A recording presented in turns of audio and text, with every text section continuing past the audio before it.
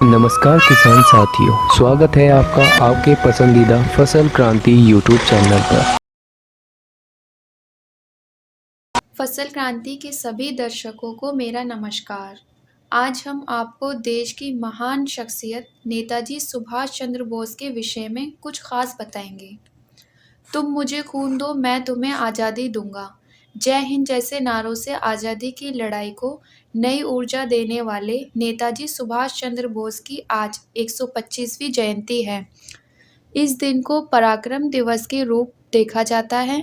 नेताजी सुभाष चंद्र बोस भारत के उन महान स्वतंत्र सेनानियों में शामिल हैं जिनसे आज के दौर का युवा वर्ग प्रेरणा लेता है। सरकार ने नेताजी के जन्मदिन को पराक्रम दिवस के तौर पर मनाने की घोषणा की है। हम आपको बता रहे हैं उनके जीवन से जुड़ी 10 महत्वपूर्ण बातें। नेताजी सुभाष चंद्र बोस का जन्म 23 जनवरी 1897 को उड़ीसा बंगाल डिवीज़न के कटक में हुआ था। बोस के पिता का नाम जानकीनाथ बोस और मां का नाम प्रभावती था। जानकीनाथ बोस कटक शहर के मशहूर वकील थे। प्रभावती और जानकीनाथ बोस की कुल मिलाकर 14 संतानें थीं, जिसमें 6 बेटियां और 8 बेटे थे। सुभाष चंद्र बोस उनकी 9वीं संतान और 5वें बेटे थे। नेताजी की प्रारंभिक पढ़ाई कटक के रेवेन्शा कॉलेजिएट स्कूल में हुई। इसके बाद उनकी शिक्षा कोलकाता के प्रेसिडेंसी कॉलेज और स्कॉटिश चर्च कॉलेज से हुई। इसके बाद भारतीय प्रशासनिक सेवा इंडियन सिविल सर्विस की तैयारी के लिए उनके माता-पिता ने बोस को इंग्लैंड के कैम्ब्रिज विश्वविद्यालय भेज दिया। 1920 में उन्होंने इंग्लैंड में सिविल सर्विस परीक्षा पास की, लेकिन भारतीय स्वतंत्रता संघर्ष में हिस्सा लेने के लिए उन्होंने जॉब छोड़ दी थी। सिविल सर्विस छोड़ने के बाद वह देश को अंग्रेज़ों के चंगुल से आज़ाद कराने के लिए भारतीय राष्ट्रीय कांग्रेस के साथ जुड़ गए। जलियांवाला बाग हत्याकांड की घटना से वह काफ़ी विचलित थे। कांग्रेस में महात्मा गांधी उदार दल का नेतृत्व करते थे, तो वहीं सुभाष चंद्र बोस जोशीले क्रांतिकारी दल के प्रिय थे। इसलिए नेताजी गांधी जी के विचार से सहमत नहीं थे।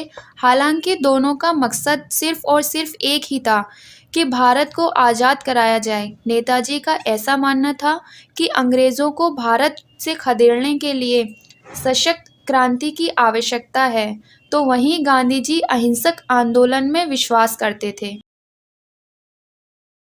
साल 1938 में नेताजी भारतीय राष्ट्रीय कांग्रेस के अध्यक्ष निर्वाचित किए गए, जिसके बाद उन्होंने राष्ट्रीय योजना आयोग का गठन किया। 1939 में कांग्रेस अधिवेशन में नेताजी सुभाष चंद्र बोस ने गांधी जी के समर्थन से खड़े पट्टाभी सीतारमैया को हराकर विजय प्राप्त की। इस पर गांधी जी और बोस के बीच अनबन बढ़ गई, जिसके बाद नेताजी ने खुद ही कांग्रेस को छोड़ दिया। नेताजी सुभाष चंद्र बोस ने साल 1937 में अपनी सेक्रेटरी और ऑस्ट्रियन युवती एमिली से शादी की। दोनों की एक बेटी अनीता हुई और वर्तमान में वो जर्मनी में अपने परिवार के साथ रहती है। अंग्रेज़ों से भारत को आज़ाद कराने के लिए नेताजी ने 21 अक्टूबर 1943 को आज़ाद हिंद की स्थापना करते हुए आज़ाद हिंद फौज का गठन किया। इसके बाद सुभाष चंद्र बोस अपनी फौज के साथ 4 जुलाई 1944 को बर्मा अब म्यांमार पहुंचे। यहाँ उन्होंने नारा दिया, तुम मुझे खून दो, मैं तुम्हें आज़ादी दूंगा। 1921 से 1941 के दौरान वो पूर्ण स्वराज के लिए कई बार जेल भी गए थे। उनका मानना था कि अहिंसा के जरिए स्वतंत्रता नहीं पाई जा सकती।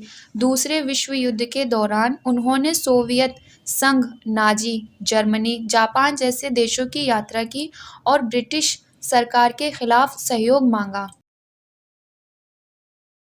उन्होंने Azad Hind radio station Germany में शुरू किया और पूर्वी एशिया में भारतीय राष्ट्रीय आंदोलन का नेतृत्व किया। सुभाष चंद्र बोस मानते थे कि भगवद गीता उनके लिए प्रेरणा का मुख्य जरिया थी। प्रेरणा का मुख्य जरिया थी। 18 अगस्त 1945 को ताइपेई में हुई एक विमान दुर्घटना के बाद नेताजी लापता हो गए थे। घटना को लेकर 3 जांच आयोग बैठे, जिसमें से 2 जांच आयोग ने दावा किया कि दुर्घटना के बाद नेताजी की मृत्यु हो गई थी, जबकि न्यायमूर्ति एम.के. मुखर्जी की अध्यक्षता वाले तीसरे जांच आयोग का दावा था कि घटना के बाद नेताजी जीवित थे। नेताजी की मृत्यु आज भी एक रहस्य है।